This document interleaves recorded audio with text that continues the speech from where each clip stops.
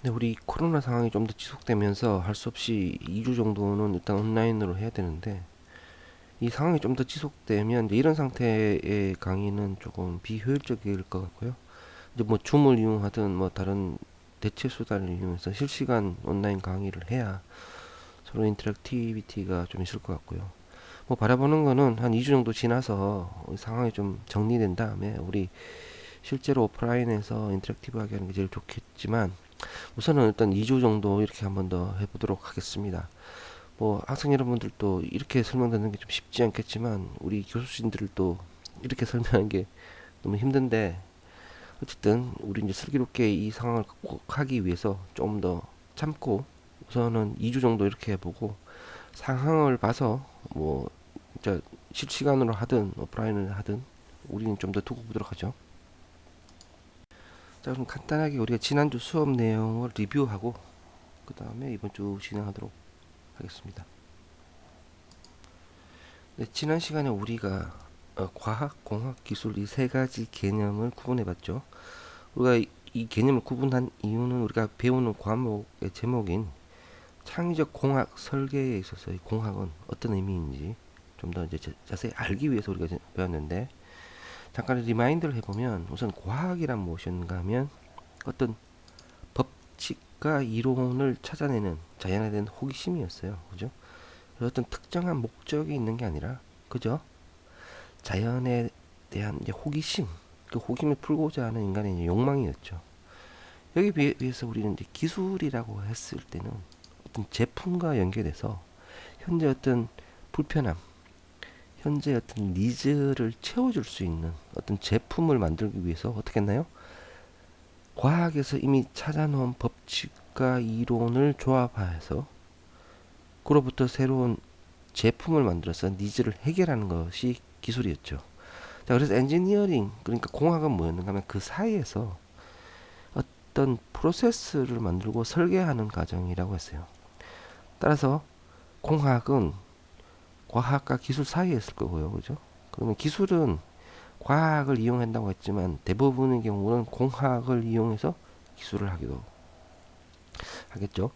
그래서 이제 그때 잠깐 우리가 언급했던 게 공학하고 기술은 중간적으로 구분하기 힘든 부분이 생길 수도 있다라는 걸로 잠깐 봤습니다. 자, 이게 우리 지난 시간에 잠깐 했던 부분이고요. 그 다음에 우리가 살펴봤던 게 구루 마드하반의 이제 시스템적으로 사고하라였죠.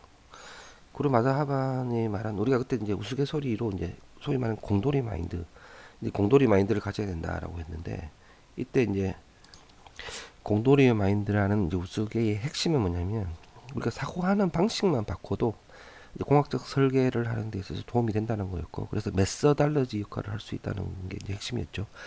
그래서 그렇다면 이제 공돌이적 사고란 무엇이냐, 공학적 설계를 위한 도움되는 사고란 무엇이냐. 그래서 세 가지 핵심 요소들을 살펴봤어요. 그중 첫 번째가 뭐냐면 이제 보이지 않는 스트럭처, 내재된 스트럭처를 볼 수 있는 능력을 길러라라는 거였죠. 그래서 이제 우리가 늘 누구나 보는 것, 그리고 명백하게 드러난 것 이외에 다른 스트럭처에 있는 구조를 찾기 위한 노력, 그 노력을 하다 보면 우리 공학적 사고에 좀 더 접근하게 된다라는 거였고요. 제가 이제 원래는 한 학기에 한 번 정도 특강을 통해서 이제 인공지능을 여러분들한테 특강을 하고 있는데, 원래는 뭐 할 수 있을지 모르겠어요. 이제 현 상황에서 수업 시간이 모자라면 이제 특강은 못 하게 될 건데, 이제 여러분 흔히 듣는 머신러닝의 핵심이 뭐냐면 보이지 않는 패턴을 찾는 거예요. 그거를 이제 자동화하는 거죠. 그래서 수많은 이제 데이터 중에서 어떤 내재된 패턴을 찾은 다음에 전혀 보지 못했던 이제 낯선 데이터가 왔을 때 이전에 찾은 패턴을 적용해서 이 낯선 데이터가 가지고 있는 내재된 값을 예측하는 게 우리가 이제 머신러닝이라고 하죠.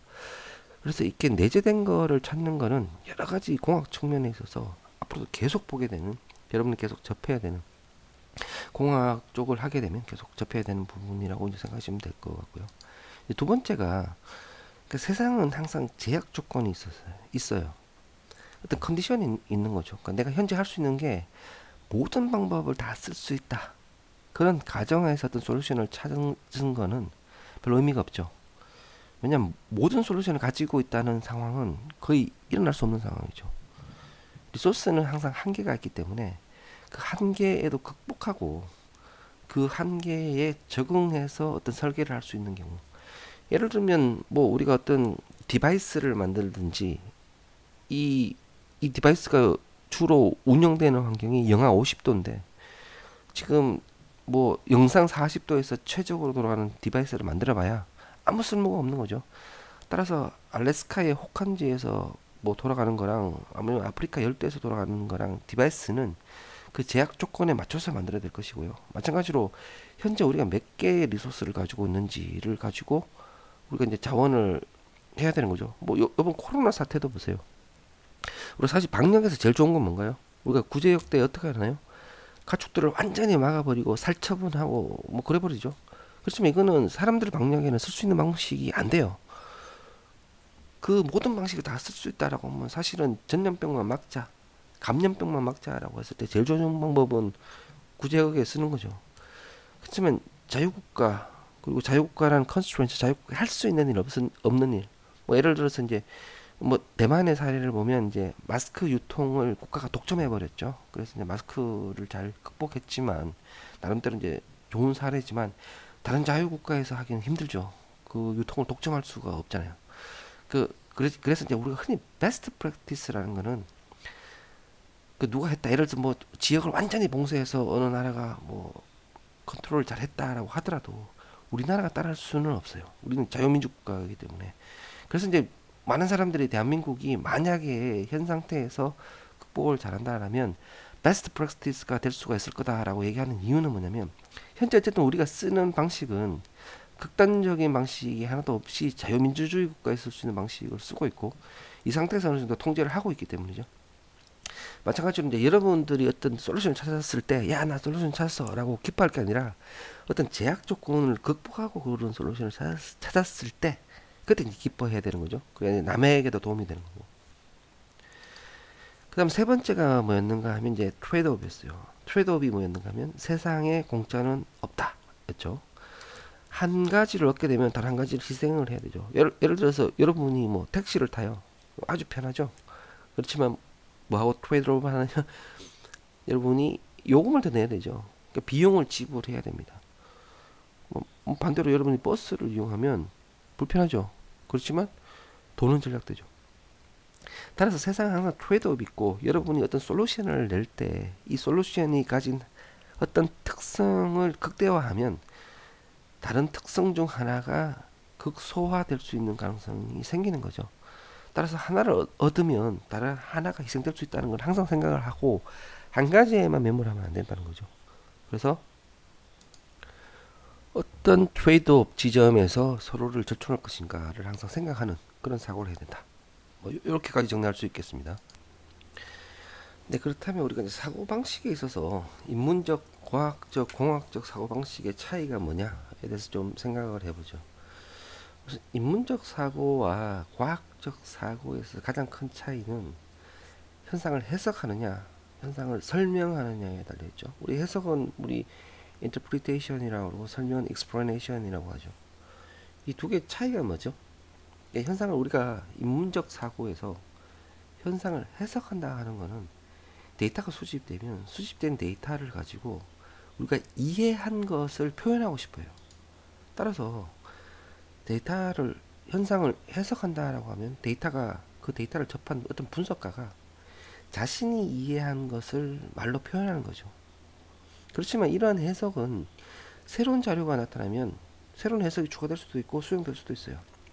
이 분석가가 하고자 하는 거는 이 현상을 설명해 줄 수 있는 어떤 법칙을 찾고자 하는 게 아니죠. 여러분이 인문적 사고, 사람의 심리에 어떤 법칙이 있을 수 있을까요? 뭐 예를 들면 무슨 어떤 상황에서 어떻게 하면 된다, 뭐 이런 책들이 많죠. 뭐 연애의 기술, 뭐 이런 책들도 많지만 사실 그게 법칙인가요? 어떤 통계적으로 이럴 수 있고 저럴 수 있다라는 게 많을 수는 있겠지만 그게 법칙이 될 수는 없죠. 법칙이라고 하면 예외가 있어서는 안 되죠. 따라서 인문적 사고라는 거는 법칙을 찾고자 노력하지를 않아요. 어떤 자료가 수집이 되면 그렇죠. 비평을 하고 종합을 하는 거죠. 그렇지만 이 이해한 것은 바뀔 수가 있어요. 그래서 현상을 그냥 해석하고자 하는 게 인문적 사고인 반면에 우리가 이제 흔히 말하는 과학적 사고라는 거는 설명을 해야 돼요. 그래서 법칙을 찾고자 하는 거죠. 우리가 설명이란 건 무엇이냐? 과연 이 현상의 실체가 무엇인지를 알게 해주는 여러 가지 기술 양식이죠. 그래서 우리가 이제 설명하기 위해서 흔히 어떤 걸 동원하나요? 정의를 하죠. 데피니션을 내리죠. 그다음에 컴패리슨을 하고 비교를 하고 대조하고 예시하고 분석하고 분류하고 이런 일련의 과정을 통해서 하고자 하는 거는 현상을 설명하는 거예요. 설명한다는 건 법칙을 찾았기 때문에 동일한 현상 혹은 유사한 현상은 언제든지 동일하게 이 찾은 법칙에 의해서 설명이 돼야 되죠.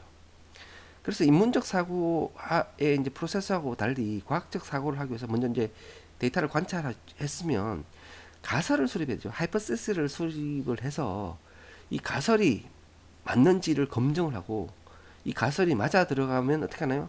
그게 이론화 되는 거죠. 근데 예를 들어서 새로운 데이터가 나왔다. 그러면 인문적 사고에서 새로운 데이터를 가지고 해석을 추가 수정하는 게 아니라 새로운 데이터가 나왔는데 설명이 안 돼요. 그럼 과학적 사고는 어떻게 하나요? 이 가설이 잘못된 거예요. 가설 자체가. 가설을 버려야 돼요.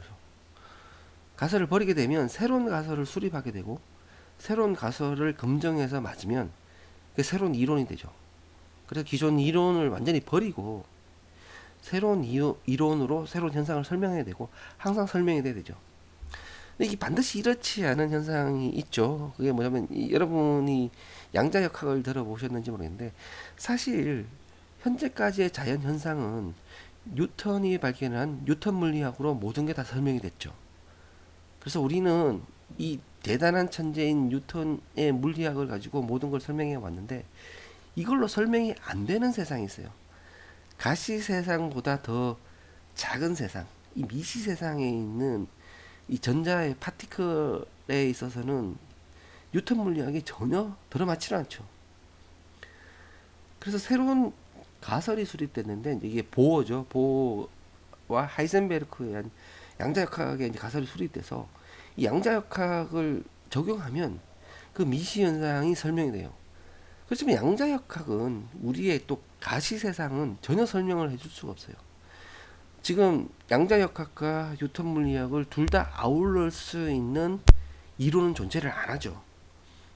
그래서 이제 우리 이제 아인슈타인 같은 경우에는 자기가 사망할 때 죽을 때까지 이 양자역학을 인정을 안 했죠. 과학 물리로 인정을 안 했어요.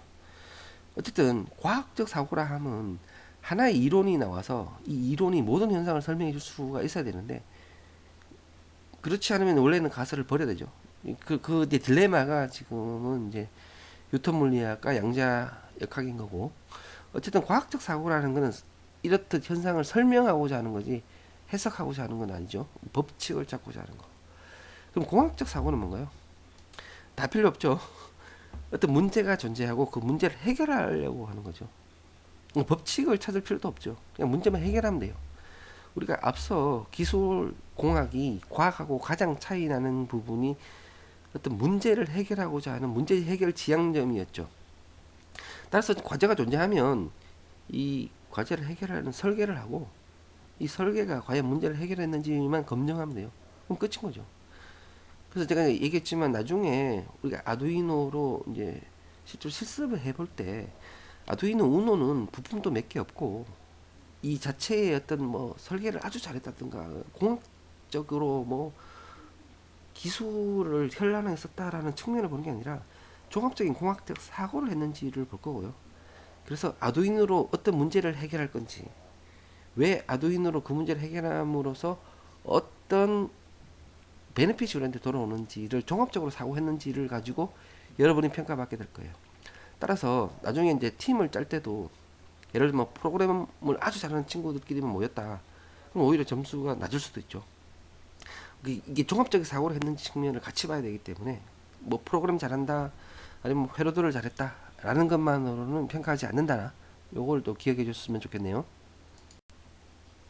그래서 우리가 흔히 이제 5대 공학을 얘기하죠. 뭐 이 5대 공학을 여러분이 외울 필요도 없고 시험 문제도 나오지는 않을 거지만 상식 차원에서 이제 우리가 흔히 이제 분류상으로 5대 공학을 나누어 놨고요. 기계공학, 전기 전자공학, 화학공학, 재료공학, 건축 및 토목공학 이렇게 보통 이제 5가지로 나눠서 이제 5대 공학이라고 하는데 지금 이제 우리가 하고 있는 거는 전기 전자공학 쪽으로 우리가 좀 이제 하려고 하고 있는 거죠.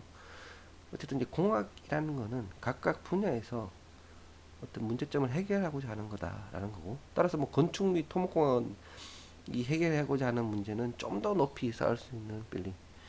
예를 들면 여러분은 이제 쉽게 뭐 롯데월드가 뭐 100층이니 뭐 130층이니 얘기를 하지만, 사실은 건물이 위로 올라가면 올라갈수록 그 밑에 있는 지반이 튼튼해야 되죠. 그래서 뉴욕에 있는 맨하탄 같은 경우에는 섬이잖아요.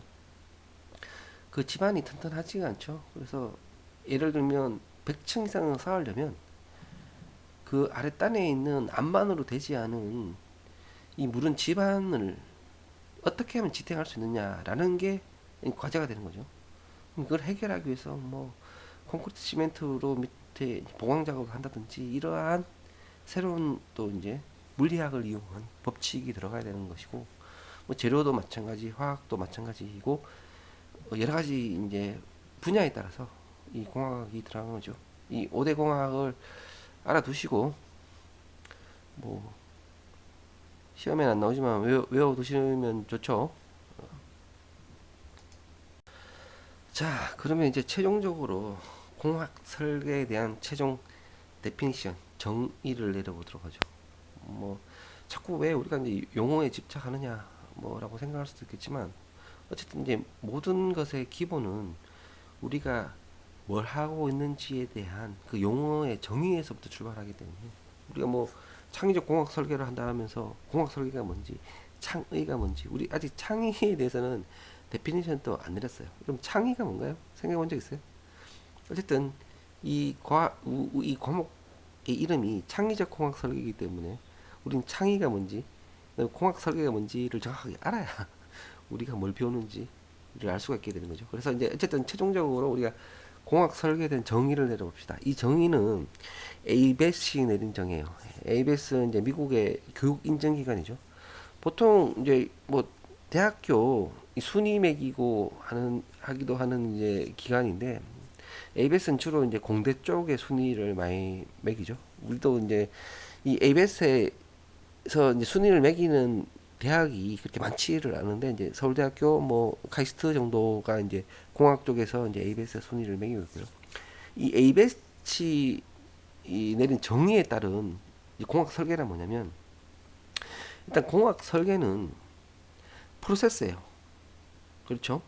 근데 프로세스인데 뭐 하는 프로세스인가 하면 시스템이나 컴포넌트를 만드는 프로세스예요.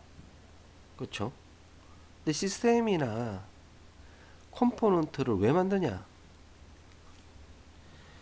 목적을 달성하고자 만드는 거죠. 자, 그러면 공학 설계가 뭐냐면 목적을 달성하고자 시스템이나 컴포넌트를 만드는 프로세스예요. 자, 우리가 앞서 계속 데피니션을 내릴 때 프로세스라는 얘기를 많이 했죠. 공학은 프로세스다. 그렇죠? 그래서 이제 그러면 이게 무슨 뜻이냐? 시스템이나 컴포넌트를 만드는 프로세스라는 게 도대체 무슨 뜻이냐라는 거는 의사결정의 프로세스다. 좀 쉽게 얘기했죠. 의사결정 프로세스인데 뭘 하는 의사결정인가 하면 자원을 최적화해서 문제를 해결하기 위해 적용해야 될 기초과학, 수학, 공학, 과학에 대한 의사결정 과정이라는 거죠. 자, 그래서 뭐 앞서 결국 우리가 했던 말이 다 들어있어요.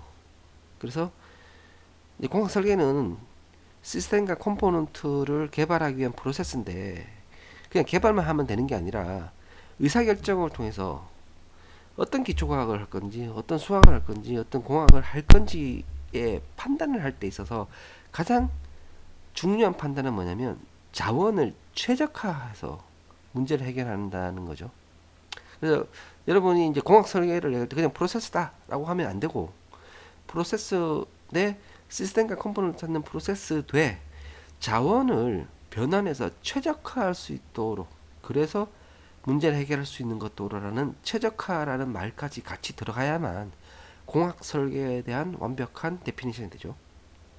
자, 그럼 우리말로 한마디로 쭉 하면 자원을 최적화하여 문제를 해결하기 위한 시스템과 컴포넌트를 찾기 위한 프로세스, 이에 관련된 일련의 의사결정 과정, 뭐 이렇게 설명해 볼 수가 있겠습니다. 자, 그럼 좀 구체적으로 공학 설계하는 이 일련의 과정을 한번 이제 살펴보면, 먼저 이제 우리가 어떤 목적성을 가지고 기술하고 공학을 계속 얘기했는데, 사실 제품이란 거는 항상 누구를 위해 만드는 거면 고객을 위해서 만드는 거죠. 나중에 여러분이 사업을 할 때 누구를 위해서 만드나요? 고객을 위해서 만들죠. 그래서 제일 중요한 거는 고객의 요구 조건을 공학 기술을 사용해 제품으로 만들 수 있는 게 제일 좋아요. 제가 이제 스타트업들 회사에 이제 멘토도 좀 많이 해주고 있는데, 제가 늘 해주는 얘기가 있어요. 여러분 나중에 사업을 하고 싶으면 여러분들은 절대로 과학자가 되면 안 돼요. 여러분이 기술자가 되지 않으면 사업을 하지 마세요. 100번 망해요. 그럼 기술자로서의 사업가와 과학자로서의 사업가가 어떻게 다르냐 하면, 과학자로서의 사업가는요, 자기 중심으로 생각을 해요. 그러니까 늘 이렇게 얘기하죠. 나는 이렇게 똑똑하고 나는 이렇게 지식이 많으면서 내가 만든 제품이 얼마나 좋은데 이 멍청한 고객들이 왜 못 따라주고 왜 안 사주냐, 이 바보 같은 놈들을 일깨워서 이걸 팔아야 되는데 이 멍청한 놈들 때문에 내 사업이 망한다 라고 생각해요. 근데 얼마나 바보 같은 생각이에요. 고객은 지금 이 똑똑한 과학자가 만들고 있는 게 필요 없어요. 여러분 사업할 때는 고객이 필요한 걸 만들어야 돼요. 그래서 항상 고객의 입장에서 이게 필요하겠지라는 게 확정이 되지 않으면 만들 필요가 없어요. 여러분 신제품이 나오면 그 중에 80%는 단 하나도 안 팔리고 폐기 처분됩니다. 이게 전 세계에서 일어나는 일이에요. 그래서 수많은 스타트업들이 망해요. 근데 그 현상이 고객의 니즈를 파악하지 못했다는 사실을 인지 못하고 고객을 욕하고 자기는 똑똑하다고 생각을 해요. 정말 멍청한 생각이죠. 기술자적인 생각은 뭐냐면, 자기가 하고 싶은 거, 자기가 가지고 있는 거는 전혀 상관없이 고객이 필요한 거를 찾아서 그 문제점을 해결해 주려고 접근을 하겠죠. 나중에 여러분이 혹시 사업을 하게 되면 제가 항상 주는 조언은 뭐냐면, 현재 있는 여러 가지 메소달러지가 있어요. 그 메소달러지는 뭐냐면, 자기 중심적 사고에서 고객 중심적 사고로 사고를 변환하게 하는 패턴을 익혀주는 툴들이 많죠. 그걸 꼭 써보라는 거예요. 생각해 보세요. 대부분 사업할 때 어떻게 사업을 하게 되는가 하면, 자기가 갖고 있는 기술을 먼저 생각해요. 아, 나 이거 잘하는데 돈 벌 수 없을까? 아, 나 이거 만들 수 있는데 하고 그걸 만들죠. 팔려고 해요. 안 팔려요. 내가 할 수 있는 건 사실 중요치 않죠. 나는 못하지만 고객이 필요한 거를 찾아내면 여러분 해결할 수가 있어요. 그럼 내가 못하는 걸 어떻게 해결해 주냐? 할 수 있는 친구를 찾으면 되죠. 친구가 중요해요. 자, A라는 내 친구는 저걸 할 수 있어. 그렇지만 A라는 친구는 고객의 니즈는 파악 못하고 있다라고 하면, 고객의 니즈를 파악하는 내가 위너가 되는 거죠. 그런 사람이 사장이 돼야 돼요. 그 니즈를 파악하고 얘를 해결해 줄 수 있는 사람이 내 곁에 있으면 되죠. 이게 사업이에요. 마찬가지 공학도 고객의 요구를 제품으로 만들 수 있어야 되지, 본인의 호기심, 본인이 하고 싶은 걸 하면 그건 과학이죠. 그건 공학이 아니에요.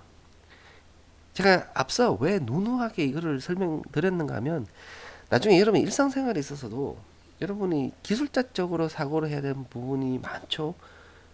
그런 부분이 많기 때문에 과학적인 사고를 해서 도움이 되는 부분이 사실은 일상생활에서는 그렇게 많지가 않다는 거 늘 염두에 드리고요. 나중에 이제 오프라인에서 수업을 할 때 이런 이제 사업해야 되는 이런 외적인 측면에 대해서 좀 얘기를 많이 해주고 싶은데, 우선은 뭐 일단 그 정도만 좀 얘기를 드리고요. 어쨌든 고객의 요구를 제품으로 만들 수 있어야 된다는 게 이제 중요하다는 거.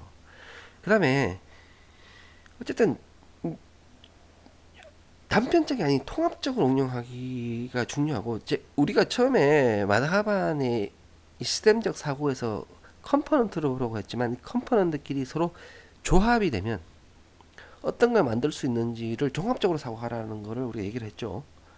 따라서 단편적인 지수, 여러분이 지금 뭐 전산 지식을 필요로 한다고 해서 전산뿐만 아니라 과학, 공학의 모든 지식과 기술을 통합적으로 어떻게 응용할 수 있는지를 보는 내재되어 있는 스트럭처를 볼 수 있는 이 프로세스를 밟아야 되죠. 그래야만 공학 설계가 되는 것이고, 그 다음 해야 될 거는 이제 구체적으로 특성을 정하고 그 성능이 발휘되도록 기술을 적용하는 거. 성능이 발휘되도록 기술을 적용하는 거. 그 다음에 이제 부품을 자체 제작할지 뭐 외주할지를 생각해야 되고요. 그 다음에 시제품을 제작해서 목표에 맞는지 확인하고 이 검증을 절차하는 거죠. 부족한 경우에는 이제 다시 돌아가야 돼요. 상위 단계로 피드백. 그래서 최종 잘못됐을 때는 고객 요구 조건을 잘못 파악했을 수도 있어요. 그 제일 앞으로 하게 되죠. 그 고객 요구 조건을 파악할 때 주로 이제 뒤에서 우리 또 배우지만 고객 인터뷰를 많이 하죠. 고객 인터뷰가 사실상 그다지 중요한 정보가 되지 못해요. 생각해 보세요. 고객이 자기 요구 조건을 아주 과학적이고 논리적으로 합리적으로 설명해 줄 수 있는 고객이 얼마나 된다고 생각하세요? 별로 없어요. 그래서 여러분이 고객 인터뷰를 하면 그 전체가 아닌 이 글로벌 핵심 코어 부분을 잘 캐치를 해야 되지, 그 고객이 말한 전부가 사실 핵심이 아닌 거죠. 특히 뭐 색상 부분도 나는 밝은 색상을 좋아해요 라는 밝은 색상의 의미가 어디까지가 밝은 색상이죠? 예를 들면 고객이 좀 가벼운 게 좋다고 했을 때 그 가벼운 게 어디까지죠? 고객이 나는 1kg, 1.38kg 이상은 싫어요 라고 대제 얘기를 해주지는 않죠. 따라서 고객 요구 조건을 잘못 파악할 가능성이 아주 많고, 의외로 여러분이 나중에 공학 설계를 하다 보면 1번이 잘못돼서 나머지 부분이 다 잘못된 경우가 되게 많아요. 그래서 뭐 악유가 일어나기도 하죠. 아니 고객이 이렇게 하지 않으셨냐 라고 되는데 고객은 그런 말 한 적 없다 라고 되는 거죠. 그럼 제일 좋은 조건은 뭐죠? 한번 생각해 보세요. 어떻게 하면 고객 요구 조건을 정확히 파악할 수 있을지 나중에 우리 수업 시간에 따로 배울 거지만 지금 한번 생각을 잘 한번 해보세요. 그 다음에 이제 뭐 시장에 판매된 제품이 들 중에 이제 고객 반응도 조사하고 그래서 설계에 반영해서 시장에 판매된 것들이 컴팩트 버전이 많으면 컴팩트 버전을 나누는 게 좋고, 그죠? 왜냐면 이제 시중에 그런 제품이 많다는 거는 다른 사람들도 고객에 대한 반응을 좀 많이 했다. 그래서 그 고객의 이제 반응 조사를 많이 했고 그걸 많이 반영을 했기 때문에 그런 제품이 많을 거다라고 판단하면 되는 거죠.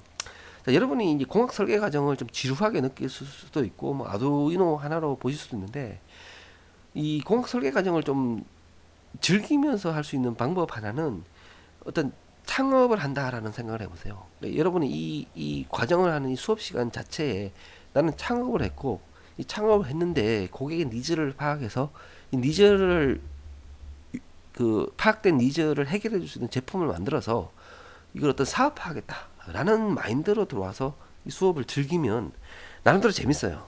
그리고 실제로 나는 누누이 얘기하지만 월급쟁이 될 생각보다는 창업할 생각을 더 하는 게 좋죠. 그리고 뭐 여전히 부족한 점은 많지만 여러분이 창업하는 데 있어서 도움이 되는 식으로 많은 이제 제도도 바뀌고 있으니까 뭐 그런 관점에서 수업을 즐기면 훨씬 더 재밌을 것 같아요. 자, 우리 그럼 간단하게 공학 설계를 한번 해봅시다. 자, 여기 고객이 있죠. 고객이 뭘 원하는가 하면 키가 작대요. 자기가 키가 더 컸으면 좋겠대요. 그럼 공학 설계를 통해서 이 사람의 니즈를 해결해 줘야 되죠. 자, 그러면 어떻게 하느냐? 먼저 사용자가 원하는 니즈가 사용자의 목적이죠. 사용자의 목적, 사용자가 원하는 거를 뭐로 바꿔야 되면 내가 해야 될 목표로 바꿔야 돼요. 자, 사용자의 목적이 내 목표가 되면 이제 타겟이 생긴 거죠. 그 목적을 이제 타겟화하고 그 다음에 어떻게 하면 되는지 수단을 식별한 다음에 그래서 이거를 필요한 기능은 이제 규격으로 변환하면 돼요. 자, 이제 키가 더 컸으면 좋겠다라고 하니까 이제 어떤 설계도가 나왔는가 하면 이런 설계도가 나왔어요. 자, 이제 막 느리면 되죠. 잘 때 다리를 느려서 이제 공학 설계를 하면 매일 자면 키가 늘어날까요? 자, 여기 핵심이 뭐예요? 이 설계가 잘 된 건가요? 잘못된 건가요? 여러분, 이 설계가 제대로 된 건지 아닌지 핵심이 뭘까요? 한번 생각해 보세요. 자, 먼저 사용자가 키가 커야 되겠다는 목적을 나의 타겟으로 바꾼 거 맞아요, 그죠? 그래서 그 타겟화된 게 침대였죠. 내릴 수 있는 침대로 타겟화했고 그게 수단이었고. 자, 그러면 이 공학 설계의 핵심은 뭐냐면 이게 과학적으로 돼 있는 법칙을 우리 갖고 왔냐는 거예요. 자, 잡아당기면 늘어난다가 과학적으로 입증된 거면 이 괜찮은 설계가 되죠. 그런데 그렇지 않다면 아닌 거죠. 그래서 우리가 공학 설계를 하기 위해서 과학적 지식을 가지고 와야 되죠, 그죠? 검증된 지식을 가지고 와야지 그냥 try and error를 해서는 안 되겠죠. 그래서 이 웃은 친구가 있는지 아닌지 모르겠지만 이게 과학적으로 검증된 거면 되는 솔루션이고 아니면 아닌 거겠죠. 자, 이어서 간단하게 계속 이제 문제 해결 프로세스를 한번 해보죠. 그러니까 지금 이제 이번 시간에 하는 간단한 문제 해결 프로세스는 이제 전반적으로 문제 해결하는 공학적 설계가 어떻게 흘러가는지 그 맛배기로 보시면 될 것 같아요. 그래서 뭐 아주 간단한 예를 가지고 대체로 이렇게 흘러간다라는 거를 오늘 보면 우리가 이제 그 다음 시간에서 계속 보고 실제로 많은 심리학자들, 많은 과학자들이 이제 만들어 놓은 메소덜러지를 이용해서 발산적 사고, 수렴적 사고를 통해서 결론에 기여하게 되는 그 이제 여러 가지 기법을 배우게 될 거예요. 기법들을 어떤 상황에서 어떻게 적용하는지 이게 좋은지 장단점도 이제 보게 될 것이고, 그러니까 지금 보고 있는 거는 대체로 문제 해결 프로세스가 어떻게 되는 거다, 뭐가 중요하다라는 이런 맛배기로 보시면 될 것 같아요. 결국은 이제 문제 해결하는 데에서는 크게 세 단계를 볼 수 있는데요. 해결하는 문제가 뭐냐? 도대체 어떤 문제를 해결하려고 하느냐? 이제 문제가 정의가 되죠. 데피니션. 이거는 앞서 우리가 본 고객의 니즈를 파악하는 단계가 똑같죠. 결국 해결하는 게 뭐냐? 자, 그럼 어떻게 해결하려고 하는데? 방법론이죠. 어떤 방법을 통해서 해결하려고 하느냐? 그 다음에 이 해결하는 안에 다른 대안은 없느냐? 혹은 어떻게 실행할 것이냐? 라는 식으로 전개가 되는 3단계 전개를 밟는다고 생각하시면 돼요. 자, 그럼 요 세 가지를 염두에 두시고 실제 사례로 한번 보죠. 자, 그럼 이제 문제 해결을 뭐 간단한 문제 해결을 하나 해봅시다. 이거 우리 모두의 얘기일 것 같은데. 자, 이제 우리가 갖고 있는 우리의 문제, 우리가 고객이에요. 나 자신이 이제 고객이에요. 한번 보세요. 자, 매일 아침에 빵 조금 먹고 점심 저녁 학식 먹고 그래서 배고파서 밤에 라면 또 먹으니 살이 찌죠. 그래서 지금 고민은 뭐냐면 체중 관리가 잘 안 돼서 식단을 바꾸려고 해요. 자, 그럼 이제 문제 정의를 내릴 때 고객이 인터뷰, 나 스스로 인터뷰죠. 뭐라고 생각하면 원하는 거는 뭐냐면 어쨌든 식단을 바꿔서 그죠? 체중 관리를 하고 싶은 거예요, 그죠? 근본적으로 해결해야 될 진짜 문제를 찾아서 그 진짜 문제를 해결해야 사실은 우리가 원하는 목적을 달성할 수가 있죠, 그죠? 자, 근데 보세요. 지금 이 문제를 해결하는 데 있어서 체중 관리가 안 되는 문제를 해결하는 데 있어서 여러 가지 이제 방법론이 존재할 수가 있죠. 먼저 여기서 뭐가 문제시 되나요? 하루에 3끼 이상 먹지 않냐? 이거 문제 될 것 같은데. 그럼 야식을 먹는다. 이게 문제 될 것 같은데. 그렇죠? 그럼 하루 3끼 이상 안 먹고 하루에 2끼 먹으면 문제가 해결되나요? 혹은 야식을 그러면 끊으면 문제가 해결되나요? 만약에 하루에 3끼 이상 안 먹어서 이제 문제가 해결된다면 해결되겠죠. 야식을 안 먹으면 해결될 수만 있다면 그게 이제 솔루션이 될 텐데 과연 이게 솔루션이냐는 거죠. 자, 하루 4끼 먹어도 살 안 찌는 친구 있죠. 작게 먹으면 되니까 오히려 작게 자주 먹으라는 말이 많죠. 여러분 믿거나 말거나 저는 지금 하루에 한 끼 먹은 게 거의 한 20년 돼가요. 습관이죠. 어느 순간 그때는 뭐 이제 좀 공부하느라고 바쁜 때도 있었지만 뭐 귀찮고 하다 보니 저녁만 먹게 됐어요. 근데 이게 습관화되다 보니 배가 안 고파요. 그래서 지금 또 이제 특별히 약속이 있으면 이제 점심 저녁 이렇게 먹지만 특별히 약속이 없으면 거의 저녁 한 끼만 먹어요. 그다음 이 이론대로라면 저는 살이 안 쪄야 되는데 여러분 이제 오프라인이 아니라서 제가 이제 안 보이시겠지만 저 이제 체중이 좀 나가거든요. 결국은 하루에 몇 끼 먹느냐는 거는 전혀 솔루션이 아닌 거죠. 그래서 만약에 이걸 솔루션으로 찾는다면 잘못된 것이었고, 야식을 먹는다. 그럼 이게 야식을 끊으면 되느냐? 그런가요? 야식도 칼로리를 적게 해서 먹으면 아무 문제가 없는 거 아닌가요? 그죠? 그럼 핵심 문제가 뭔가요, 여기서? 살이 찌는 이유는 뭐냐면 칼로리를 하루 섭취량보다 더 많이 섭취했기 때문이 근본 원인이죠. 그럼 여기 식단을 바꾸려고 할 때의 핵심 솔루션은 뭐냐면 칼로리를 적정하게끔 만들 수 있는 식단을 만드는 게 핵심 솔루션이죠. 뭐 새끼를 4끼로 만든다든지 야식을 끊는다든지는 솔루션이 아니에요. 자, 여러분이 나중에 일상생활에서 또 이제 사업 얘기를 또 하자면 솔루션을 낼 때 여러분이 저지르는 실수 중에 하나가 핵심 문제를 안 찾고 자꾸 변종만 우리는 거예요. 이것처럼 표면적으로 드러난 거, 왜 3끼 먹고 4끼 먹고 하시냐, 그냥 2끼만 먹어라 라든지, 왜 야식을 드시냐 라는 건 솔루션이 아닌데 솔루션으로 낼 때가 있어요. 따라서 단순히 남들과 다르게 한다는 측면이 표면적으로 드러나는 부분만 찾으면 엉뚱한 솔루션을 내는 거죠. 남들은 다 3끼인데 당신은 왜 4끼냐라는 거는 그 비교 대상에 의해서 솔루션이 나온 게 아니죠.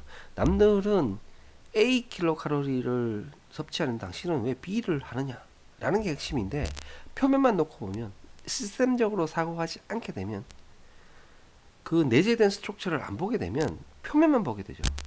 그래서 우리가 배운 것처럼 이 내재된 정말로 칼로리라는 히든 스트럭처를 못 보게 되면 변죽만 올리게 되죠. 표면적으로 드러나는 하루에 3끼 야식만 하게 된다 라는 게 이제 핵심이죠. 자, 이제 이제 문제는 정의가 됐죠. 고객이 원하는 거는 우리가 알았어요. 그래서 고객이 원하는 목적, 그래서 식단 조절을 해야 되는 게 우리의 이제 타겟이 됐죠. 우리 타겟은 뭐냐면 칼로리를 줄일 수 있는 식단을 만드는 게 우리의 타겟이 됐어요. 자, 그러면 여러 가지 방법들이 있을 거잖아요. 그러면 방법들 어떻게 생각해요? 그러니까 최대한 많은 생각을 하게 만드는 걸 우리가 흔히 발산적 사고라고 해요. 무조건 가급적 하나라도 더 많이, 우리가 흔히 하는, 여러분이 제일 많이 쓰는 방법이 브레인스토밍 아닌가요? 여러분이 예를 들면, 야 우리 MT 가자. 근데 어디로 갈래? 그럼 어떡하나요? 야 의견들 내봐. 야, 뭐 우리 강촌 가자. 우리 뭐 저기 동해안 가자 라는 아이디어를 내야 되고, 이러한 아이디어를 많이 내는 게 발산적 사고예요. 그래서 많이 낸 아이디어 중에 그럼 뭘 선택할래? 라는 게 이제 수렴적 사고가 되는 거죠. 그러면 발산적 사고를 낼 때 뭐 여기 야식을 먹지 말자, 뭐 살이 찌지 않는 건강 라면을 먹자, 뭐 운동을 정기적으로 하자, 학식 말고 샌드위치 먹자, 뭐 여러 가지 이제 아이디어를 낼 때 어떤 분위기, 어떤 환경이어야 이런 발산적 사고를 도울 수 있는지에 대해서 나중에 따로 배우게 될 거예요. 우리가 이제 다음 시간에 발산적 사고란 무엇인지, 수렴적 사고란 무엇인지, 발산적 사고를 잘하게 만들려면 어떻게 되는지 라는 거죠. 뭐 예를 들면 이거예요.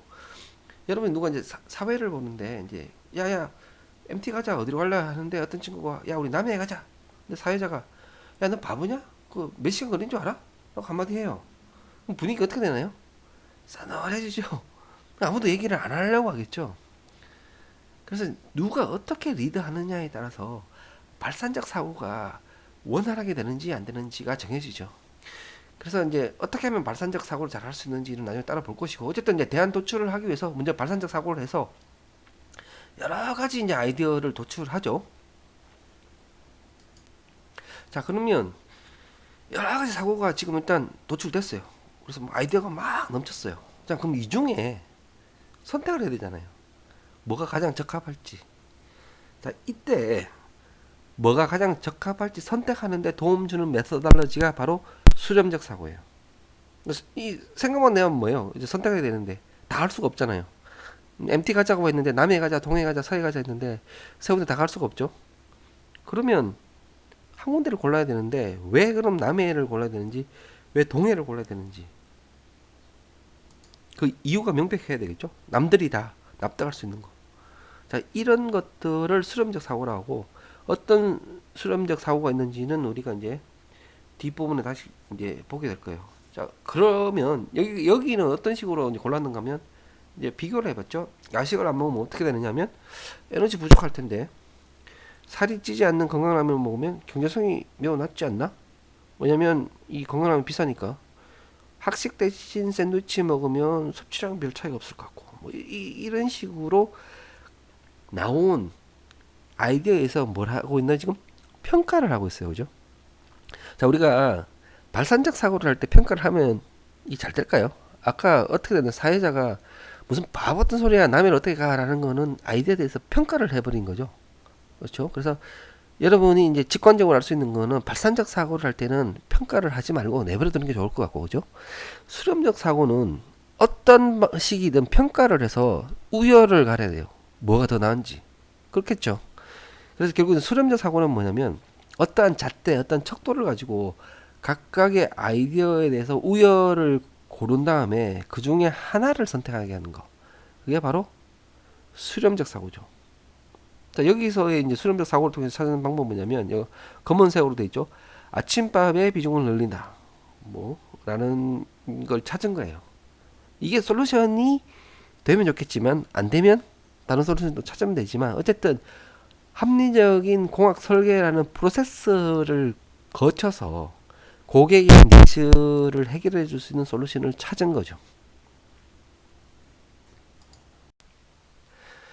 자, 그럼 이제 스탠포드 대학이 얘기하는 이 잘된 공학 설계를 할 수 있는 기본 능력 16가지를 살펴봅시다. 사실 뭐 이 16가지를 다 우리가 가질 수는 없겠죠. 뭐 그러면 슈퍼맨이 되는 거고. 그럼에도 불구하고 우리 16가지 살펴보는 거는 이런 능력이 필요하니까 이런 능력을 배양하려고 노력하라는 뜻도 있지만 어차피 나중에 팀으로 일을 하게 될 거잖아요. 그죠? 그러면 각각 팀원들에 대한 배려가 무엇보다 필요한데 그 어떤 식으로 배려하면 좋은지를 이제 보면 될 것이고요. 16가지를 항상 어떤 뭐 좌우명처럼 옆에서 계속 이 참고하면서 여기에 맞춰서 자기가 하려고 하다 보면 공학 설계에 좀 도움이 된다 정도로 생각하면 될 것 같아요. 제일 중요한 거는 이제 의사소통, 협상, 설득력이죠. 의사소통, 협상, 설득력이 왜 필요한가 하면 혼자 일하는 건 없죠. 나중에 여러분이 회사를 취직을 하든 사업을 하든 아니면 뭘 하든 어쨌든 팀으로 일하게 될 것이고 우리 수업에서도 결국 마지막에 기말 프로젝트는 팀으로 이루어지게 될 텐데 당장 생각해 봅시다. 한 4명 정도가 팀이 돼서 기말 프로젝트를 뭘 해야 되는지를 디스커션하는 상황을 한번 상상해 보세요. 야, 그러면 우리 뭐 기말 주제는 뭘로 할래? 라는 그 사소한 문제에 대해서도 의견들이 분분할 거예요.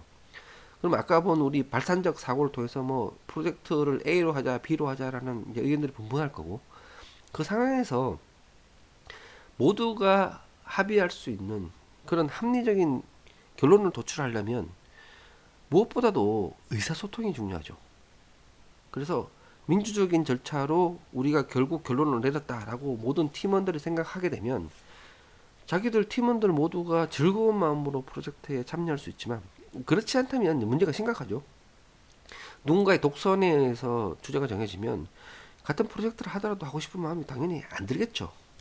그래서 의사소통이 되게 중요하다는 거. 그리고 효과적인 팀워크 능력이 필요해요. 팀워크를 하기 위해서 당장 모였으면 야 우리 주제로 바로 들어가자가 아니라 아이스 브레이킹도 하고 서로 살고 있는 얘기도 좀 하고 나름대로 팀워크 자체를 위한 여러 가지 향상을 해야 된다는 거예요. 나중에 여러분 분명히 경험하게 될 텐데 모여서 어떤 목적성만 가지고 야 우리 오늘 주제 정하기로 했으니 다른 얘기 하지 말고 이것만 하자 라는 것보다는 이 얘기 저 얘기 하면서 팀워크도 배양을 하고 끝나고 뭐 같이 식사도 하고 뭐 이런 식으로 진행되는 게 훨씬 더 팀을 위해서 좋다는 거죠. 그 회사가 회식하는 이유가 뭐겠어요? 소주 한잔 하면서 얘기 나누고 가는 게 서로를 배려해 준다는 마음이 들었을 때 팀워크가 생길 수 있는 거죠. 그리고 무엇보다 중요한 건 어떤 척도를 가지고 있어야 돼요. 어떤 때 결정이 내려지면 잘된 결정인지 결정대로 가고 있는지 한번 계속 점검을 해야 되잖아요. 그죠? 그럼 점검을 하려면 제일 중요한 게 뭐냐면 척도가 있어야 돼요. 어디 잣대에 맞춰서 제대로 가고 있다 안 가고 있다 안 가고 있으면 어떻게 된다 그리고 이게 잘못됐다는 걸 판단했으면 다시 고려할 수 있는 게 필요하죠. 야 싫어 일단 정했으니까 무조건 따라와 라고 해서는 골로 가는 데 있어서 적절한 골로 갈 수 있는 가능성이 별로 없는 거죠. 네 번째는 항상 시각 시각화하라는 거예요. 여러분이 나중에 데이터 과학을 하고 데이터 사이언스를 하게 되면 제일 먼저가 갖고 있는 데이터를 도식화해 보는 겁니다. 그래프로 그려보고 이게 인크리징 패턴인지 디크리징 패턴인지 이게 노멀 디스트리뷰션인지 아니면 뭐 유니폼 디스트리뷰션인지 시각화를 하지 않고 수치만 들여다보면 알 수가 없죠. 그래서 모든 데이터의 분석의 기본은 시각화예요.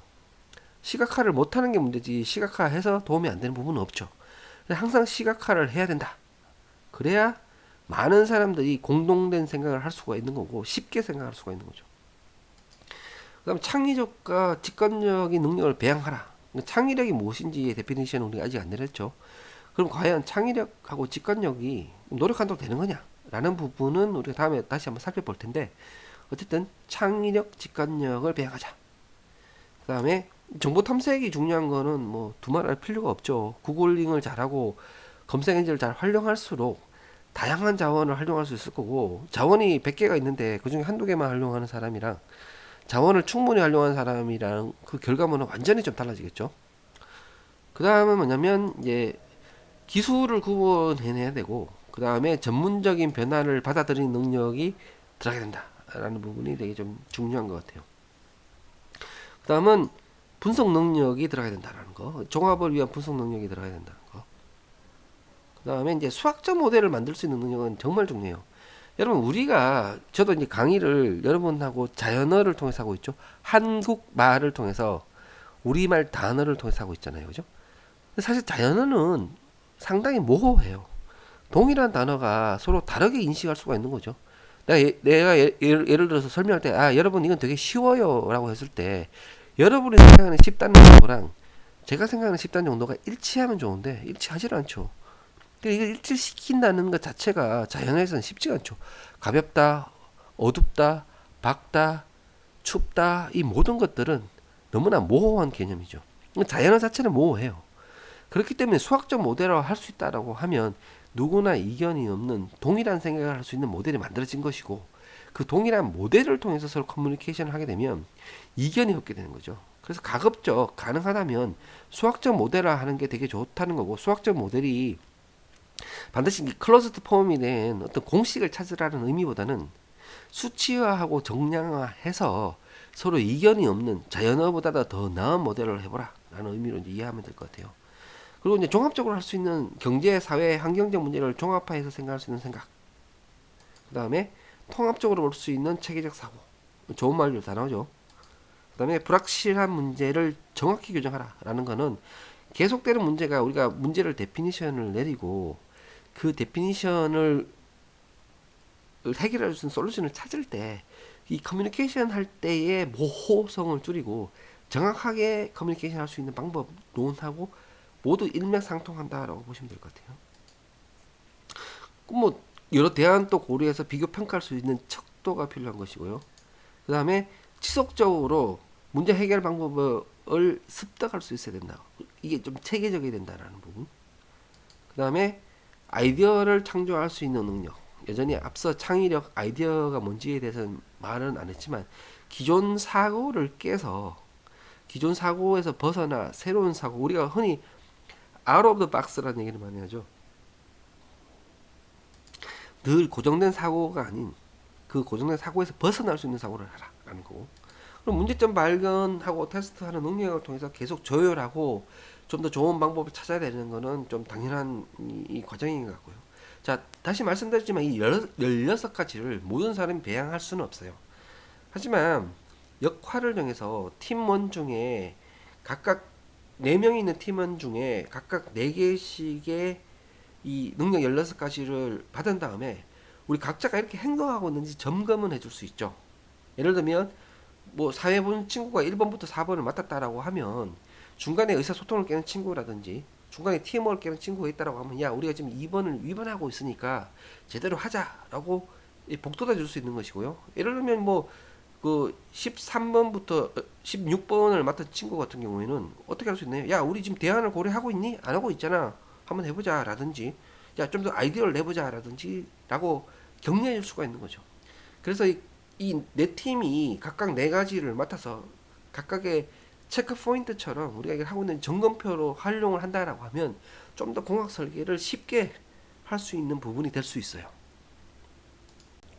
자, 장시간 우리가 이제 이론에 대해서 좀 살펴봤고, 이제 좀 주제를 좀 바꾸죠. 이제 중간고사를 기점으로 해서 이제 이론은 거의 없고 우리가 이제 아두이노 실습에 들어가게 될 겁니다. 그러려면 이제 아두이노에 대해서 기본적으로 이제 전기 회로에 대해서 좀 알아야 되고요. 그다음에 당연히 이 컨트롤을 하기 위해서 컴퓨터 프로그래밍을 좀 알아야 되는데, 근데 뭐 이 시간이 프로그래밍 시간도 아니고 뭐 컴퓨터 랭귀지 시간도 아니기 때문에 우리가 디테일하게 알 필요는 없어요. 이제 최소한만 알면 되기 때문에 그 부분은 우리 다시 좀 다루더라도 먼저 이제 컴퓨터란 무엇인지, 전자 회로가 무엇인지, 그리고 우리가 다뤄야 될 게 무엇인지에 대해서 이제 기초를 좀 한번 알아보도록 하죠. 자, 여러분은 컴퓨터하고 전자 계산기의 차이가 무엇이냐라고 할 때, 혹은 컴퓨터와 다른 기계, 일반적인 기계와의 근본적인 차이가 무엇이냐라고 할 때 대답하실 수가 있나요? 이 컴퓨터라는 개념이 나오기 전에 이전에 있던 모든 기계와 차별되는, 극명하게 차별되는 특징이 하나 있습니다. 이 특징을 알기 위해서는 우리가 컴퓨터를 일반적으로 범용 기계라고 하는 점을 이해를 해야 돼요. 컴퓨터는 우리가 흔히 제너럴 퍼포스 머신이라고 합니다. 제너럴 퍼포스란 용도가 정해져 있지 않고 아주 다용도로 쓸 수 있다는 것이죠. 우리가 범용이라는 의미죠. 자, 전자계산기의 목적은 뭔가요? 계산기죠. 계산기 이외에 쓸 수 있는 용도가 전혀 없죠. 계산기는 오로지 계산기로만 쓸 수 있습니다. 하지만 컴퓨터는 어떤가요? 우리가 흔히 말하는 소프트웨어, 컴퓨터 프로그램을 통해서 엑셀 프로그램 돌리면 스프레드시트 역할을 하게 되고, 파워포인트를 하게 되면 프레젠테이션 역할을 하게 되죠. 뭐 게임을 돌리면 게임기 역할을 하게 됩니다. 일단 컴퓨터는 어떤 프로그램을 돌리느냐에 따라서 그 용도가 계속 바뀌게 되죠. 이걸 흔히 우리가 제너럴 퍼포스 머신이라고 합니다. 자, 여기서 핵심은 프로그램이라는 걸 탑재할 수 있느냐 없느냐에 있겠죠. 우리가 전자계산기에는 프로그램을 탑재할 수 없지만 여러분이 가지고 있는 아이폰이나 안드로이드 폰에는 새로운 프로그래밍 앱을 탑재할 수가 있어서 그 폰의 용도가 계속 바뀔 수가 있죠. 어떤 때는 전화기 역할을 하지만 어떤 때는 게임기 역할도 할 수 있고, 어떤 때는 영화를 볼 수 있는 동영상 상영기 역할도 할 수도 있는 거죠. 지난 시간에 왜 파리가 왔다 갔다 하던 퀴즈 기억나죠? 그때 우리가 이제 폰 노이만을 잠깐 언급하긴 했었는데, 컴퓨터가 이렇게 범용 기계로 될 수 있었던 이유는 우리 폰 노이만이 제안한 메모리 맵드 프로그램에 기인하고 있습니다. 그러니까 폰 노이만은 일반 기계에 메모리라는 걸 장치하고 그 메모리에 프로그램을 저장한다면 나중에 이 프로그램만 대체를 하면 이 기계의 용도가 계속 바뀔 수 있을 것이라는 제안을 한 사람이에요. 이를 통해 이제 현대의 컴퓨터가 탄생되게 됐고요.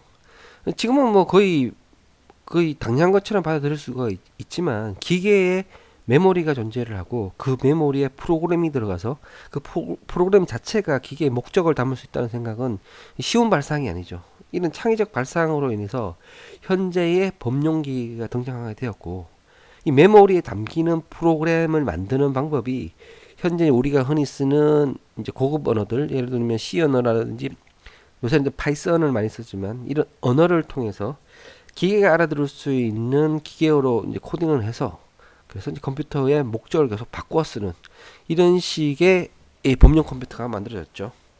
따라서 이제 우리가 나중에 이제 아두이노를 통해서 명령을 내릴 때는 C 언어를 통해서 이 C 언어가 컴파일된 상태에서 아두이노로 가게 되고요.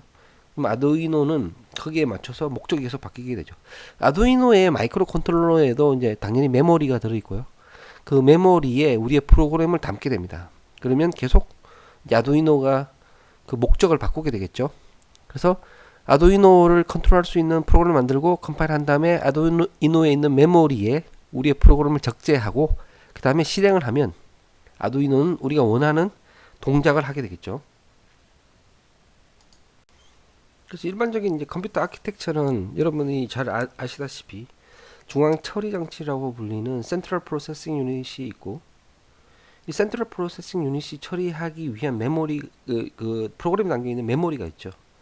따라서 CPU하고 메모리 사이에 둘을 연결하는 버스가 존재를 하고, 이를 우리가 흔히 이제 어드레스 버스, 데이터 버스라고 부르죠. 버스는 쉽게 말하면 전선이에요. 우리가 64비트 컴퓨터, 32비트 컴퓨터, 그리고 제가 공부할 때는 8비트 컴퓨터부터 시작했는데, 이 8비트 컴퓨터하고 64비트 컴퓨터라는 의미는 CPU하고 메모리 사이에 연결되어 있는 전선 가닥이 8가닥이면 한 번에 8개의 시그널을 보낼 수가 있죠. 이는 8비트 머신이에요. 그러니까 보낼 수 있는 데이터가 한꺼번에 8비트를 보낼 수 있는 반면, CPU하고 메모리 사이에 연결된 전선이 64개가 있다라고 하면 64개의 이 데이터를 한꺼번에 보낼 수가 있죠. 이게 이제 흔히 우리가 쓰고 있는 지금의 64비트 컴퓨터고요.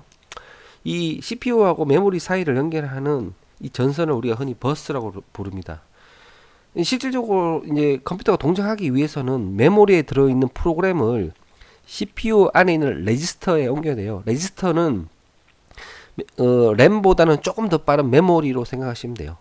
그래서 실제로 저장된 메모리는 램에서 얘를 실행하기 위한 메모리인 레지스터로 옮겨오는 과정이 필요하게 돼요. 따라서 이렇게 CPU하고 메모리 사이에서는 그때 필요한 코드, 전체 프로그램 중에 현재 실행하려는 인스트럭션 부분만을 레지스터로 옮겨 놓은 다음에 얘를 이제 실행하는 구조로 되어 있죠.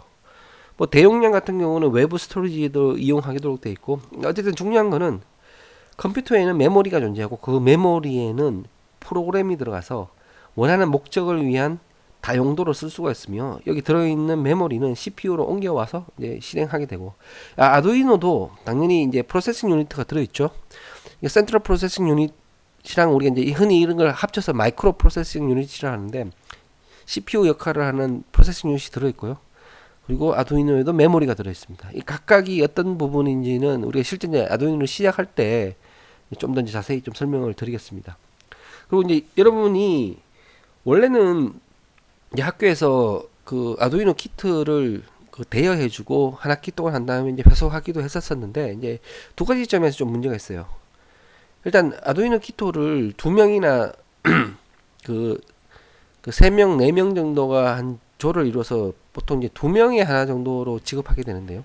이게 이제 개수가 제한되어 있다 보니, 따라서 이게 어떤 친구는 계속 아두이노를 자기가 가지고 있고 어떤 친구는 한 번도 안 접하게 되고, 그러니까 집에 귀가할 때 누가 가지고 있는지에 따라서 이게 좀 너무 극명히 좀 갈려지고, 또 이게 나중에 이제 이게 팀 프로젝트인데 이 개수가 그러다 보니 이 제대로 연습한 친구 안 한 친구가 좀 생겨요. 사실 이제 아두이노 키토는 2만원에서 3만원 정도만 하면 되기 때문에, 그래서 이제 이번 학기에는 이 학교에서 대여해 주는 게 아니라 본인이 직접 구매해서 하는 걸로 되고요.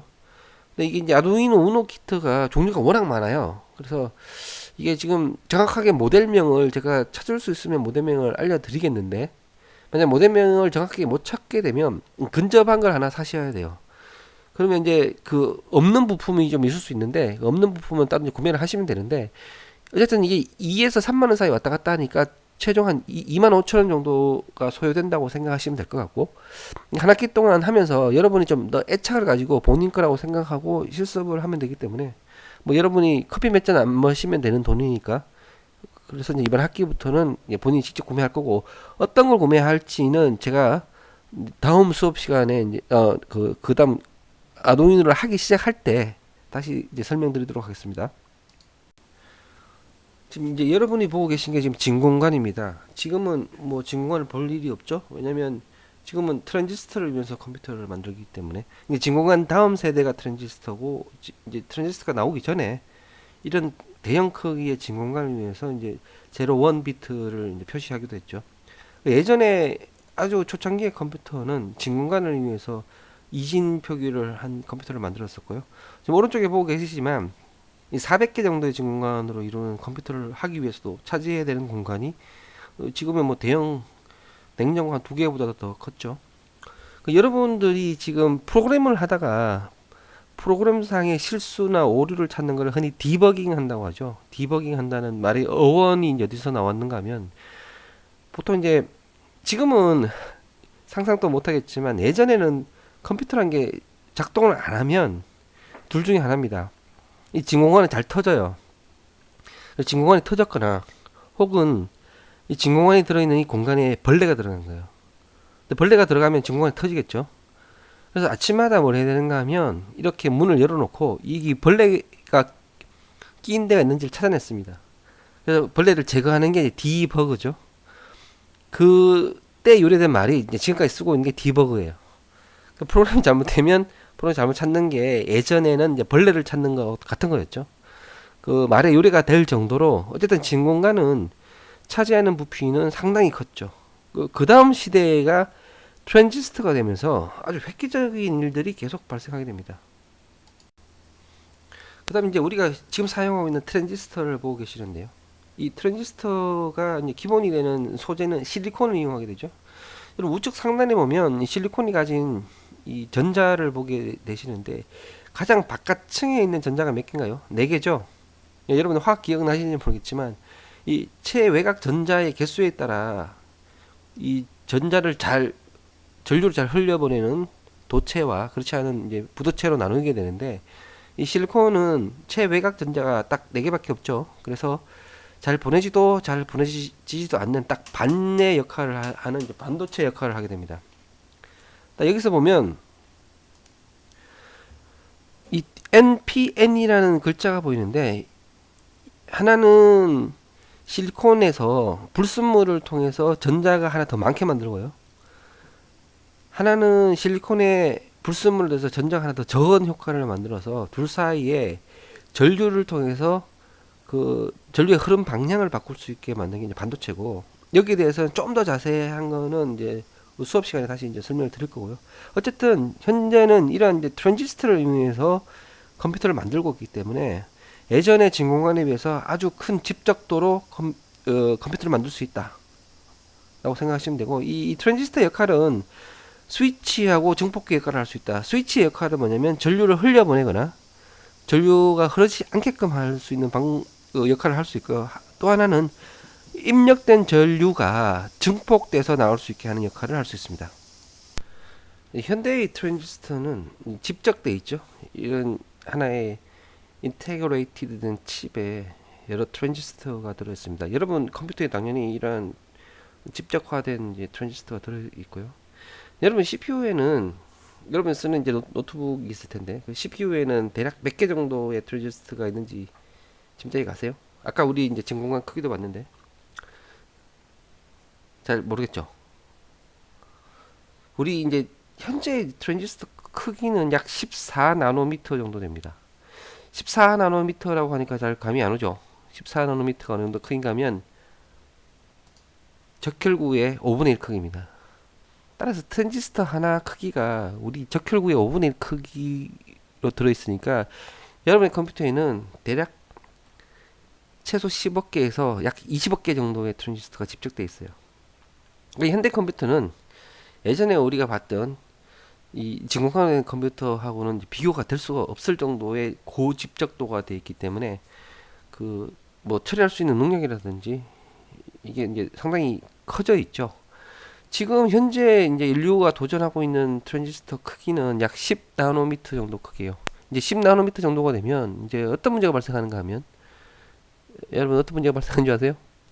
앞서 제가 잠깐 그 과학하고 공학 그리고 이제 얘기를 할 때 우리가 양자 역학을 잠깐 언급했었죠. 이제 제가 이제 아까 뉴턴 물리학이 우리가 볼 수 있는 이 가시 세계는 충분히 이제 설명할 수 있지만 우리가 볼 수 없는 이 미시 세계는 설명이 안 된다고 아까 이제 말씀을 드렸는데, 이게 이제 10나노미터 크기보다 더 작아지면 이제 컨트롤을 할 수가 없는 양자 역학의 세계로 들어가 버려요. 따라서 현재 이제 우리 전류 전압 뭐 이런 것들이 과연 이 10나노미터보다 더 커졌을 때 우리가 생각한 대로 작동할지 안 할지를 알 수가 없는 상태가 되어버리는 거죠. 그래서 이제 무어의 법칙이라고 해서 대략 한 1년 6개월, 18개월 정도 때마다 반도체 집적도가 2배가 돼서 우리 이제 컴퓨터 성능이 보통 2배씩 커오던 법칙이 지금까지 잘 맞아 들어왔는데, 이제 10나노미터 정도 크기가 돼버리면 이제 더 이상 무어의 법칙이 안 맞아 들어갈 수가 있는 세계가 돼버린 거죠. 그래서 이제 더 이상은 이 집적도만으로는 이제 이 속도를 더 올릴 수 없을 수 있는 그런 상황이 왔고, 그래서 여러 가지 이제 다른 방법, 예를 들면 병렬 처리라든지 뭐 이런 것들 여러분 요새 그 TPU라고 들어보셨나요? CPU, GPU를 지나서 이제 TPU 시대까지 이제 왔고 지금 이게 이제 그 텐서 프로세서 유닛이라고 지금 인공지능에 가장 많이 쓰고 있는 이 구글이 만든 거죠. 이게 뭔가 좀 다른 형태의 이 집적도 이외에 뭔가 다른 형태로 속도를 올리려는 이제 경쟁이 계속되고 있죠. 자, 이제 나중에 우리가 이제 아두이노를 컨트롤할 때는 C 랭귀지를 이제 쓸 거고, 이제 C 랭귀지를 통해서 마이크로 컨트롤러에 명령을 내릴 겁니다. 이제 C 같은 랭귀지를 우리가 이제 하이 레벨 랭귀지라고 부르는 이유는 뭐냐면, 이제 자연어하고 비슷하죠. 우리가 쓰는 이제 영어 신텍스랑 비슷하죠. 예를 들면 뭐 if라든지 for, while 뭐 이런 신텍스 자체가 이제 영문 신텍스로 되어 있고, 그렇지만 이제 컴퓨터는 이 자연어와 비슷한 이 랭귀지를 그대로 쓰는 게 아니라 소위 말하는 기계어 머신 랭귀지로 이 번역된 거를 쓰게 되죠. 컴퓨터가 알아듣는 거는 어쨌든 제로와 원으로 된 그 프리미티브 인스트럭션만 이제 이해를 할 수가 있기 때문에 우리가 하이 레벨 랭귀지로부터 머신 랭귀지로 바꿔야 되고, 그 역할을 우리가 흔히 컴파일러라고 하죠. 나중에 뭐 어차피 여러분이 이 랭귀지를 듣게 되면 이제 그 컴퓨터 언어를 따로 수강하게 되면 어차피 다 알게 되는 상황이고, 여기 뭐 고학년 학생들은 이미 다 아는 상황이겠지만 여기 이제 저학년 학생들은 뭐 여전히 그 이 처음일 테니까 그래서 제가 좀 설명을 드리는 거고요. 그래서 이제 보통 우리가 하이 레벨 랭귀지가 되면 제일 먼저 컴파일러를 통해서 어셈블리 랭귀지로 바꾸고, 이 어셈블리 랭귀지가 다시 머신 랭귀지로 바뀌어서 이제 최종적으로 기계를 컨트롤할 수 있는 랭귀지로 이제 바꾸게 되죠.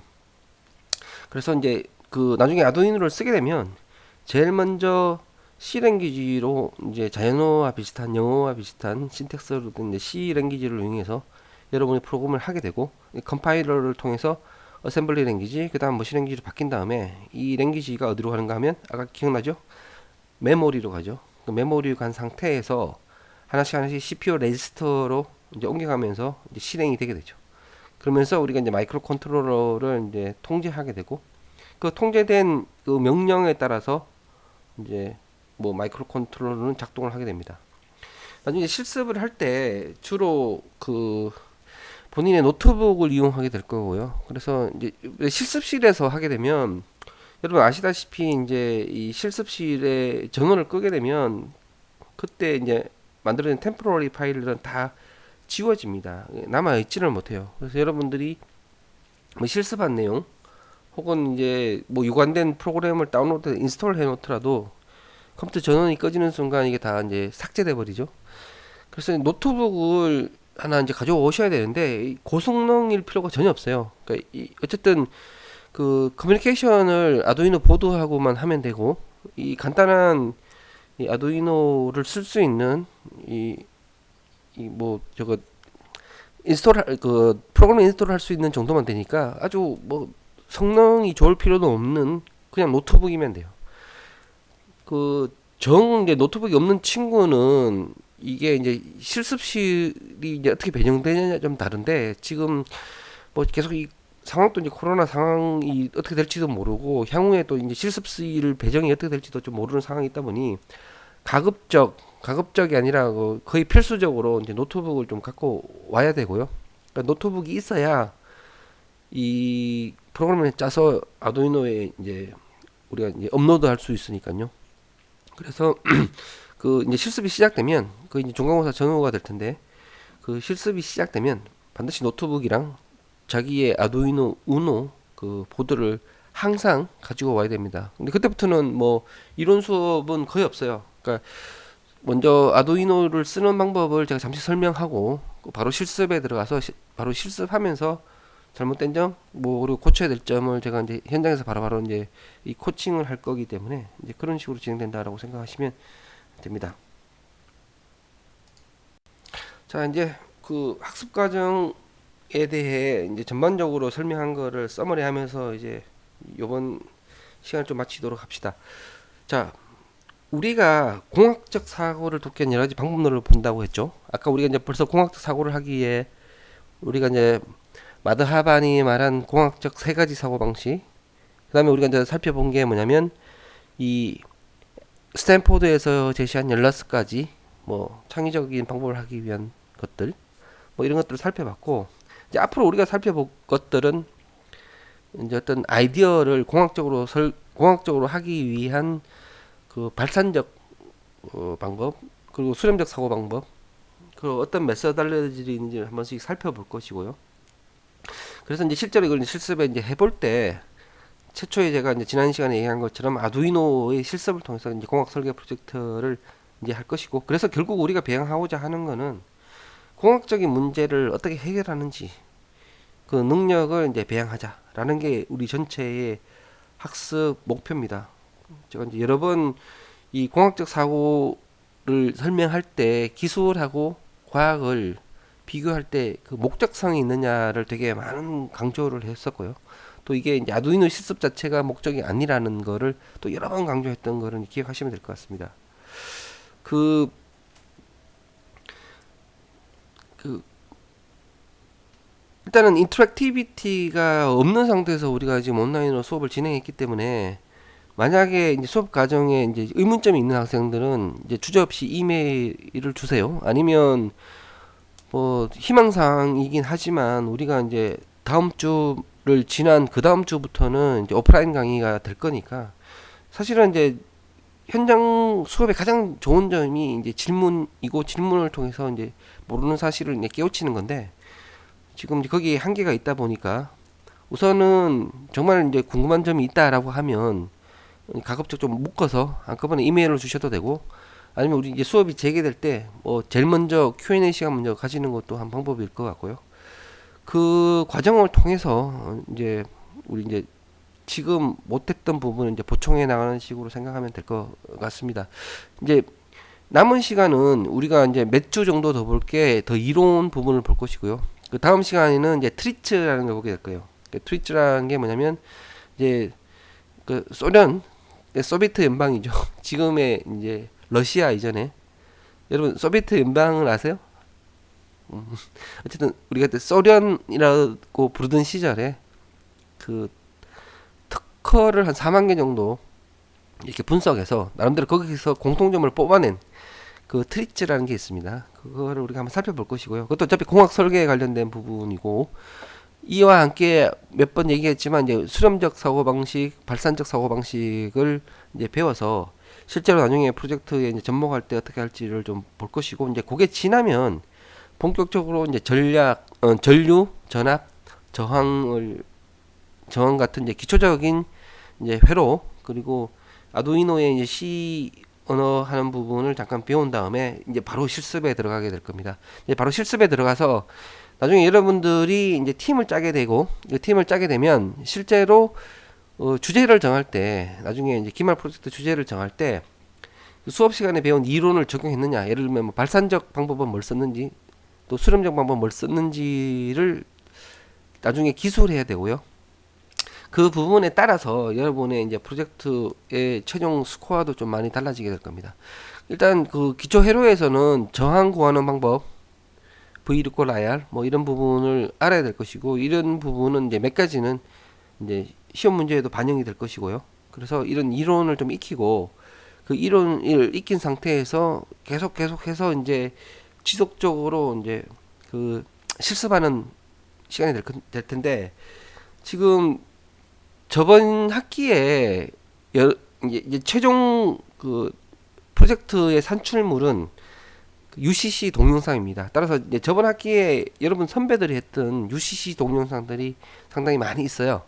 근데 이 용량이 거의 뭐 1기가 2기가짜리도 있고 뭐 작은 것도 있지만, 따라서 이제 이걸 별도로 뭐 다시 유튜브에 올려서 시청하게 하는 건 좀 그렇고, 그래서 이제 최종적으로 우리가 이제 오프라인에서 수업을 시작하게 될 때 이 선배들은 이 설계 프로젝트를 어떻게 했는지, 그 중에 되게 이제 재밌는 것들 되게 많이 있어요. 그거를 이제 직접 보실 거고, 그 최종 UCC는 15분 이내에 UCC를 만드는 거고, UCC 이내에는 프로젝트를 어떻게 기획했으며 또 어떻게 프로포즈를 했고, 그래서 어떻게 이제 완성했는지라는 게 다 담기게 돼 있고, 대체로 10에서 15분 사이에 각각 이제 팀들이 했던 거를 이제 UCC 동영상에 담아서 마지막 시간에 우리가 이제 기말고사를 치고 할지 아니면 기말고사 바로 전주에 할지는 제가 아직 안 정했는데, 그 마지막 시간에 이제 발표 시간이 있고 그 발표 시간에 각각 조가 그 UCC 방송을 이제 상영하는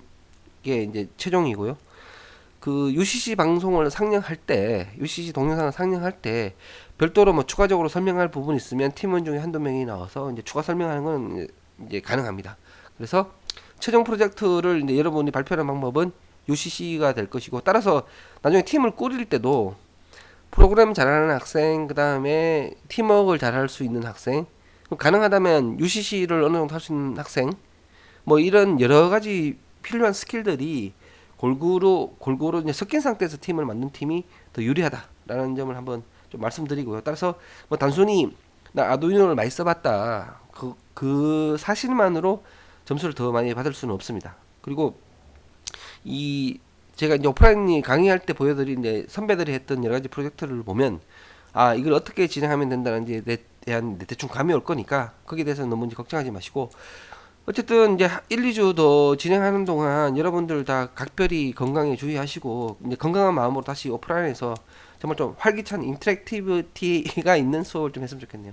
예, 수고들 하셨습니다.